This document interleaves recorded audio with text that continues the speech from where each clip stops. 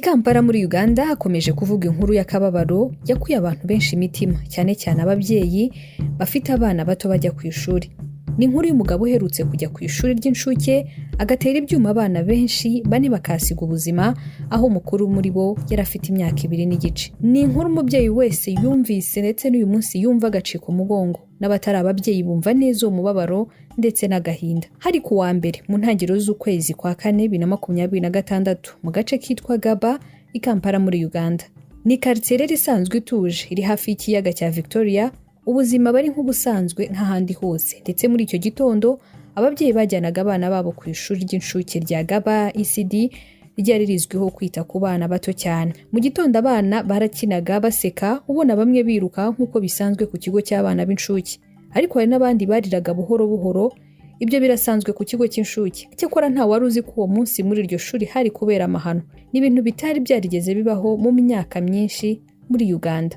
Banza ukore subscribe niba utarayikora, like, share ndetse utange n'igitekerezo hasi muri comment, ubundi uze nk'inkuru irambuye yuko byagenze byose kugeza n'uyu munsi. Ikaze. Christopher OKELLO Onyomo ni umugabo ufite imyaka 39 y'amavuko. Amakuru avuga neza ko yaramaze imyaka irenga 20 aba muri Amerika. Uyu n'uyu munsi niwe ufatwa nk'intandaro y'ubwo bwicanyi. Mu ntangiriro za 2026 hari mu kwezi kwa 2 yaje kuva muri Amerika aho yabaga asubira mu gihugu cya Uganda. Uyu ngo mu byangombwa afite bigaragaza ko ari umwene gihugu wa Amerika. Hari ku itariki ya 9 Gashyantare 2026 nibwo yaje kugera muri Uganda, yinjiriye ku mupaka wa Busia uhana imbibi na Uganda ndetse n'igihugu gituranye cya Kenya. Abamubonaga hatuye bavuga ko bamufataga nk'umuntu usanzwe ufite impamyabumenyi, ufite ubuzima busanzwe ndetse n'impapuro zemeza ko nta kibazo cyo mu mutwe afite. Ariko nyuma y'iyo sura ye rero hari umugambi mubi uteye ubwoba. Amakuru yaje gutangazwa nyuma yagaragaje ko uyu OKELLO ngo yari afite imyizerere idasanzwe, imyizerere y'imyuka mibi, aho rero ngo yizeraga ko yabona ubutunzi, yabona imitungo, yaba umukire, ariko bivuye ku gutanga ibitambo by'amaraso abanje kwica abantu, cyane cyane abana batoya. Ibi rero nibyo byaje kuvugwa ko byamuteye gukora igikorwa cy'ubuhemu ndengakamere yakoze, nk'uko nawe yaje kubyemeza ubwo yari yatawe muri yombi mu iperereza ry'ibanze ryakozwe. Ubundi ngo byatangiye ari ku munsi wa 2 hari ku itariki ya 31 z'ukwezi kwa 3 umwaka 2026. OKELLO ngo yaje gukodesha imodoka yo mu bwoko bwa Toyota RAV4. Ni imodoka ubushinjacyaha buvuga ko ngo yari yakodesheje kugira ngo imufashe gushyira mu bikorwa umugambi we wo kwica abana akabagira ibitambo kugira ngo akunde abone ubutunzi. Ibyo nibyo niko byavuzwe n'ubushinjacyaha. Bavuze ko ngo yari yakodesheje imodoka kugira ngo ashyire mu bikorwa umugambi wo kwica abana, abagira ibitambo kugira ngo akunde abone ubutunzi, abe umukire, ahirwe, atunge, agire amafaranga menshi. Ku munsi rero waje gukurikiraho hari tariki ya 2 Mata cyangwa ukwezi kwa 4 umwaka 2026 yagiye ku ishuri rya Ggaba nk'umubyeyi ushaka kwandikisha umwana. Ajya ku ishuri ahura n'abayobozi bamwe na bamwe, ababaza amakuru. Icyo gihe rero ngo yabajije byinshi cyane, yitwara neza,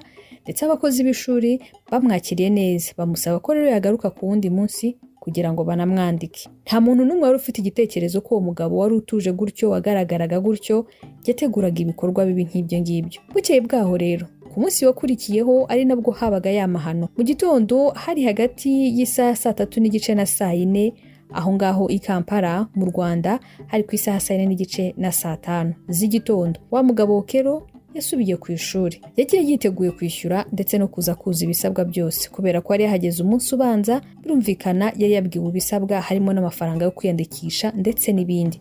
Umugabo rero yageze ku ishuri ahura n'umuyobozi w'ishuri aramwakira. Mu byo rero yagombaga gukora harimo kwishyura 180 by'amashiringi ya Uganda. Mbese ayo ni amafaranga yo kwiyandikisha. Yarayishyuye koko, ndetse ayishyura akoresheje mobile money cyangwa se uburyo bwo kohereza amafaranga kuri telefone. Yakomeje kwitwara nk'umubyeyi usanzwe rwose, abaza ibibazo byinshi, utubazo dutandukanye. Abana baruhuka ryari, batasangahe, mubagaburira mute? Abaza ibibazo byinshi biteye amatsiko, ari kwigira umubyeyi. Ariko umuyobozi w'ishuri nawe yamwakiriye neza rwose, ngo byasaga nk'ibisanzwe, afite ibibazo by'amatsiko nk'iby'abandi babyeyi bakunze kubaza. Ariko nyuma gato amaze kubaza ibyo bibazo byose, niho amahano noneho yatangiye. Niho inkuru mbi yumvikanye. Ajya kwandikisha umwana yabanje kunyura ku iduka hafi aho ngaho, hafi y'aho atuye. agura ingufuri ebyiri nini zimwe nziza koko, agura n'ibyuma, ibi byuma bikoreshwa mu gikoni mu guteka, mu guhata no gukata. Nyuma rero ubwo yari amaze kwishyura amashiringi ya Uganda 180 byo kwandikisha umwana, yasohotse mu biro atandukana n'umuyobozi w'ishuri wari umaze kumwakira. Harangije rero yagiye hanze gato afunga amarembo akoresheje za ngufuri yari yaguze. Ni igikorwa yakoze mu masegonda make cyane. Yaragiye rero nyuma yo gufunga amarembo yegera aho abana bakiniraga, aho mu mbuga yari hafi aho. Hari abana 14 bari bafite hagati y'umwaka umwe n'igice kugeza ku myaka 2 n'igice hafi 3. Mu buryo butunguranye yakuyemo icyuma mu mufuka atangira kujya agitera abana.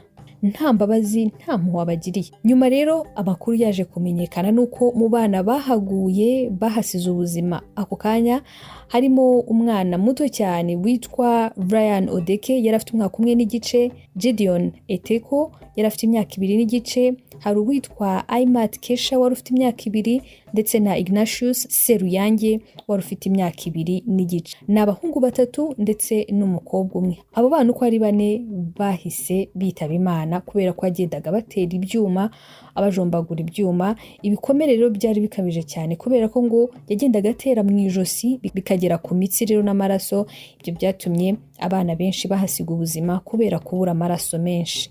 Hari uwitwa Fowebe, uyu ni umwe mu bakozi b'iri shuri, ngo agerageje kumubuza aramwitambika, ariko nawe amubwira ko ari buze kumwica nakomeza kumubuza umugambi we. Icyakora rero nubwo abandi bana bakomeretse kubera ko abo 4 ntabwo ari bonyine yateye ibyuma, cyakora nubwo ari bo bapfuye, hari abandi nabo yagiye atera ibyuma bagakomereka, gusa 10 bararokotse mu bana 14. 4 bose bahise bahasiga ubuzima. Bamwe babihutanye kwa muganga, babagejejeyo basanga bashizemo umwuka, ariko hari n'abandi bahise basiga ubuzima aho ngaho rwose.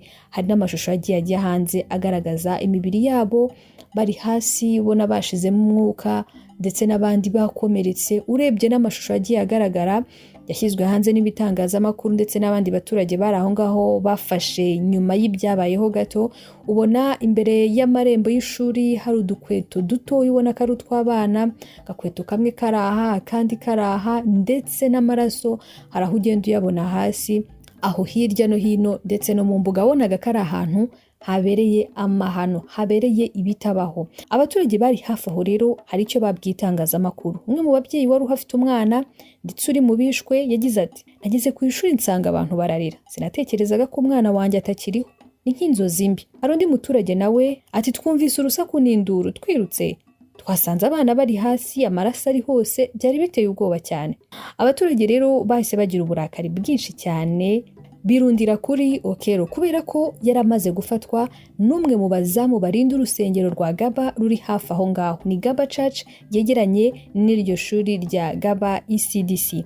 Hafi yaho rero y'iryo shuri, uwo muzamu rero uwo warindaga umutekano w'urusengero ngo niwe wabashije kumufata ubwo yari ari kugerageza gutoroka gucika abaturage.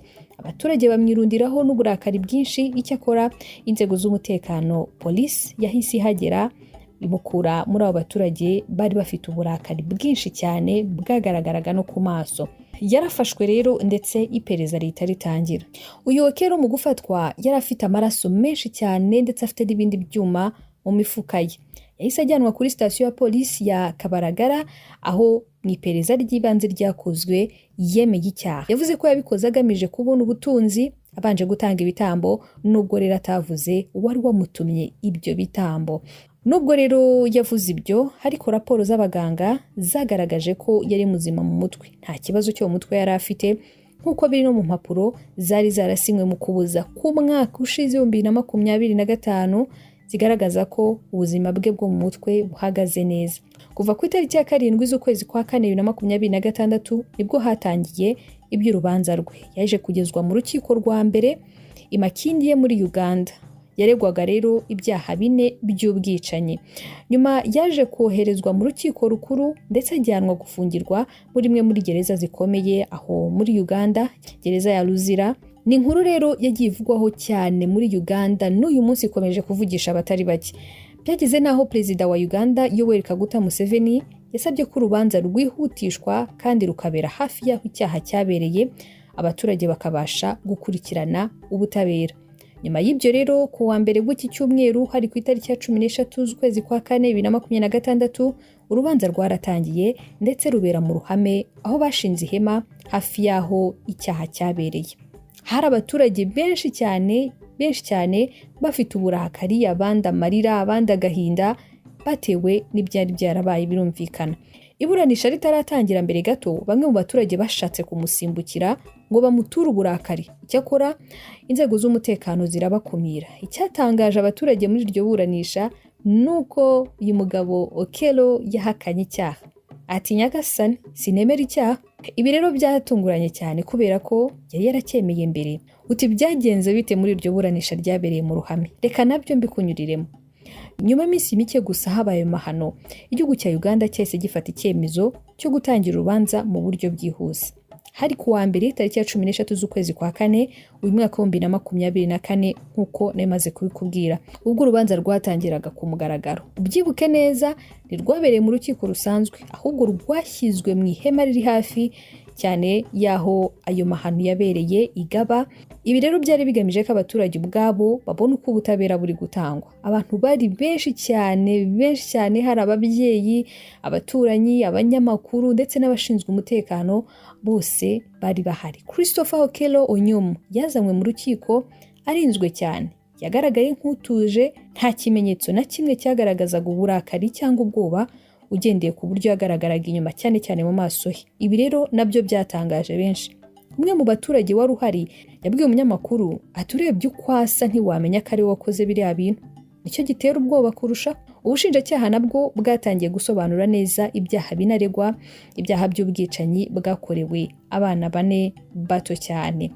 Ubushinjacyaha bukavuga ko ngo yateguye igikorwa mbere, yasuye ishuri mbere y'umunsi w'igitero, yaguze ingufuri n'ibyuma mbere, yishyuye nk'umubyeyi ushaka kwandikisha umwana, hanyuma akinjira mu bana agafunga amarembo agatangira no kubica.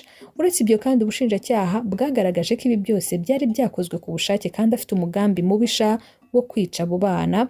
Banagaragaje ibimenyetso bikomeye cyane bafite, harimo icyuma cyari cyuzuye amaraso, imodoka yakodesheje, ubutumwa bwa mobile money yishyuriyeho, raporo za muganga zagaragaje uko abana bishwe ndetse n'inyandiko zerekana ko yari muzima mu mutwe. Ikindi cyakomeye cyane cyanavuzwe mu rukiko nuko OKELLO yari yarigeze kwemera icyaha mu iperereza rya polisi ndetse avuga ko yabikoze agamije gushaka ubutunzi abinyujije mu gutanga ibitambo. Ubwo rero yarahawe ijambo kugira ngo nawe yiregura agire icyo avuga kuri ibyo ashinjwa. Abantu bose bateze amatwi, bari batuje cyane. Areba imbere, hagarara neza, maze avuga n'amagambo make cyane ugenekereje mu Kinyarwanda. Yagize ati sinemera icyaha nyagasani. Ayo magambo rero yahise atera abantu benshi guhagarara imitima. Bamwe mu bari mu rukiko batangiye kwivovota, abandi bararakara cyane. Umubyeyi umwe yahise arira cyane, avugira hejuru ati none se niba atabyemera abana bacu bapfuye bati. Ubushinjacyaha bwahise bushimangira ko nubwo bihakana ibimenyetso bihari bihagije cyane kumuhamya icyaha. Hari abatangabuhamya batandukanye batangiye kuvuga n'uyu munsi bakomeje gutanga ubuhamya. Barimo abakozi b'ishuri basobanuye ko yaje nk'umubyeyi, harimo uwitwa Fuwib yavuze ko yamubonye atangira gutera abana ibyuma. Ababyeyi bavuze uko nabo babonye abana babo. Hari n'umwe wavuze ati nabonye umwana wanjye aryamye hasi yashizemo umwuka, sinzibagirwa uwo munsi. Ayo magambo rero yasize abantu benshi mu marira, yongera gushengura imitima ya benshi, agahinda kagaragara ku maso. Hanze y'iryo hema abaturage bari benshi cyane, bamwe bari bafite uburakari bukabije koko. Bati umuntu akwiriye igihano gikomeye cyane. Abandi bati ntitwakwihanganira ko acika ubutabera. Abandi bo bakavugana n'agahinda bati twabuze abana bacu, icyo dukeneye ni ubutabera gusa. Hari n'abasabaga ko amategeko yakazwa cyane ku bijyanye n'umutekano w'abana amashuri. Ku rundi ruhande ariko hari n'abaturage banenze uburyo yakiriwe neza ndetse ngo yari afashwe neza aho mu rukiko. Bavuga ko ngo yari afite icupa ry'amazi ndetse ngo yari afashwe nk'umuntu ukomeye, nyamara ku bwabo ngo akwiriye gufatwa nabi kubera ko ibyo yakoze bitabaho. Kugeza uyu munsi rero urubanza ruracyakomeje. Abaturage baracyakurikiranira hafi buri kintu cyose kiba. Ku mbuga nkoranyambaga naho abantu benshi bakomeje kuvuga byinshi ku butabera bugomba gutangwa vuba, abana bagomba kurindwa kurushaho, iki kibazo kitagomba kwibagirana. Hari n'umwe mu baturage wavuze ko atari urubanza gusa ahubwo ari amateka igihugu cya Uganda kigomba kwigiraho. urubanza rwa OKELLO ntabwo ari urubanza rusanzwe, ni urubanza rufite amarangamutima rureba igihugu cyose cya Uganda. Ababyeyi n'uyu munsi baracyaririra abana babo, abaturage baracyasaba ubutabera, n'inkiko ziracyafite inshingano zo gutanga igisubizo gikwiye. Birumvikana icyizere cyose kiri ku rubanza no ku butabera. Barizera ko ukuri kuzajya hagaragara kandi ko ubutabera buzatangwa. Naramuka ahamijwe iki cyaha ashobora guhanishwa igihano gikomeye cyane harimo n'urupfu. Ubu rero ingingo ikomeje kuganirwaho cyane no gutera impungenge ababyeyi benshi bakomeje kwibaza niba abana babo bafite umutekano. Baribaza kandi uko umuntu ashobora gukora ibintu nka biriya. Ibyo byose nibyo bikomeje kwibazwa hirya no hino muri Uganda ndetse no hirya no hino ku isi. Reka nsoreza aha, ariko nkwibutse ko kwiriye kubanza gukora subscribe niba utarayikora. Kanda kuri subscribe, ukore like, share ndetse nutinye no gutanga igitekerezo, icyifuzo cyangwa inyunganizi muri comment. Reka nsoreza aha, dusubire mu masaha ari imbere.